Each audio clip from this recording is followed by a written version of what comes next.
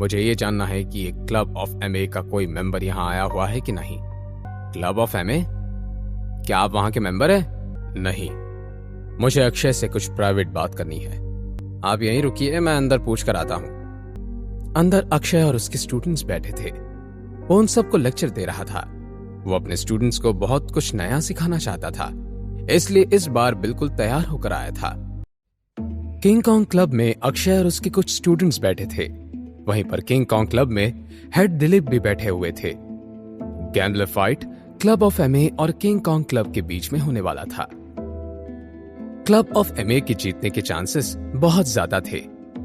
Master, क्या ये gambler fight कुछ दिनों के लिए पोस्टपोन हो सकती है? हम ऐसा नहीं कर सकते। ये फाइट पोस्टपोन नहीं हो सकती। अगर हम पोस्टपोन करने के बारे में सोचे भी तो बाकी लोग यही सोचेंगे कि हम क्लब ऑफ एमए से फाइट करने के लिए तैयार नहीं हैं।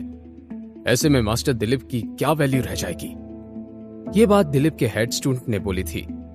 यस, सीनियर ब्रदर सही बोल रहे हैं। हमें हारने से डरना नहीं चाहिए, बल्कि हार मान जाने से डरना चाहिए। हमें कोशिश करनी चाहिए। मास्टर अक्षय स्टेज 2 पर हैं, उनके स्टूडेंट्स नहीं। हो सकता है हम जीत जाएं, और वैसे भी हमें लड़ने से पहले हार नहीं माननी चाहिए। ये बात एक बहुत ही खूबसूरत लड़की ने बोली थी। हाँ, ये बिल्कुल सही कह रही है। डरने की क्या बात है? ऐसा नहीं है कि जिंदगी और मौत की बात है। पापा, क्या मैं स्टेज पर जा सकती हूँ? उस लड़की ने दिलीप की तरफ देखते हुए कहा। बिल्कुल नहीं प्रिया, तुम एक लड़की हो। मास्टर सही बोल रहे हैं। ये लड़ाई और फाइट्स आपको हम पर छोड़ देनी चाहिए। पर मैं मार्शल आर्ट आर्टिस्ट हूँ। प्रिया ने बात नाराज होते हुए बोली। वहां जितने भी लड़के थे सब 20 की उम्र के थे, पर कोई भी मार्शल आर्टिस्ट बोलने के लायक नहीं था। सब दिलीप से ही ट्रेनिंग ले रहे थे। अच्छा, ये बात अब दोबारा मत बोलना। स्टेज से नीचे उतरो और फिर वहां मत चढ़ना, दिलीप ने उसे ऑर्डर देते हुए कहा। प्रिया चुपचाप स्टेज से उतर गई। मास्टर, बाहर कोई आया है। वो क्लब ऑफ एमए के बारे में पूछ रहा है। लगता है वो मास्टर अक्षय को जानता है। अक्षय को कौन नहीं जानता, दिलीप ने कहा। अंदर आने दो उसे। जब आहान रूम में घुसा तब उसे देखकर दिलीप का मुंह बन गया। क्या तुम अक्षय को जानते हो? नहीं, अभी तो नहीं जानता। तो फिर तुम उसे क्यों ढूंढ रहे हो? मैं उनसे फाइट करना चाहता हूं। यह सुनकर प्रिया जोर जोर से हंसने लगी। क्या तुम जानते भी हो कि अक्षय कौन है, कैसा फाइटर है? मैं जानता हूं।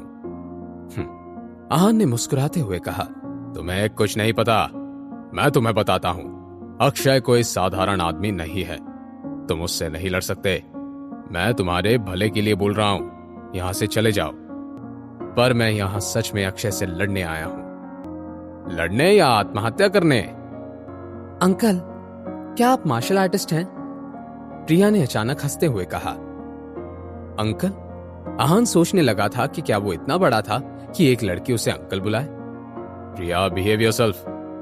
क्या आपकी अक्षय से कोई दुश्मनी है? दिलीप ने सीधा सीधा पूछा। हाँ, हमारे बीच की बात है।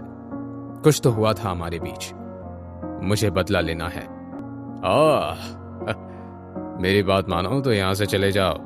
अक्षय से लड़ना ठीक नहीं होगा। मैं तुम्हारे भले के लिए कह रहा हूं। अगर मैं कोशिश ही नहीं करूंगा तो पता कैसे चलेगा कि उनसे लड़ना चाहिए या नहीं? ठीक है, अगर ऐसी बात है तो तुम्हें जो ठीक लगे वो करो। सभी लोग गैम्बलर फाइट की तैयारी में लगे हुए थे। फाइट कुछ ही देर में शुरू होने वाली थी। किसी ने भी आहान से बात नहीं की थी, इसलिए वो हॉल का इंस्पेक्शन करने लगा। तभी उसे वहां रेत से भरी बोरी नजर आई। वो बोरी मामूली रेत से नहीं बल्कि लोहे से भरी हुई थी। उसे देखकर साफ पता चल रहा था कि उसका वजन 1000 किलोग्राम के आसपास होगा। अंकल, आप क्या देख रहे हो?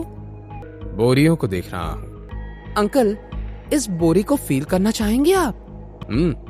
कैसे? आहान ने प्रिया की आंखों में शरारत देखी और उसमें शामिल हो गया। अपनी मुट्ठी का इस्तेमाल करो और इस बोरी पर जोर से मारो। आपको पता चल जाएगा कि इस बोरी का फील कैसा है। अच्छा, इतना आसान है? हाँ, प्रिया ने कहा। ठीक है, फिर मैं कोशिश करता हूं। अगर मैं तुमसे कहूं कि ये बोरा मैं हिला सकता हूं तो तुम मान जाओगी? अंकल, आप मजाक करना बंद करेंगे? इसका वजन 500 किलो है। मैंने आपसे इसे पंच करने के लिए कहा था। बस हाथ लगाकर फील करने के लिए कहा था। और अगर मैंने ऐसा कर दिया तो? आहान ने पूछा। अगर आपने ऐसा कर दिया तो अपनी सजा मैं आप पर छोड़ती हूँ। ठीक है, फिर बाद में पछताना मत। तुम पोजीशन में। प्रिया अपनी बात कह पाती उससे पहले ही आहान ने बोरे को पंच किया और उसे हिला दिया था। ये देखकर बाकी के शब्द प्रिया के गले में ही रह गए।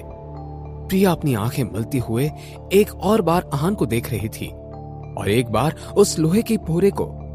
ये कैसे हो सकता था?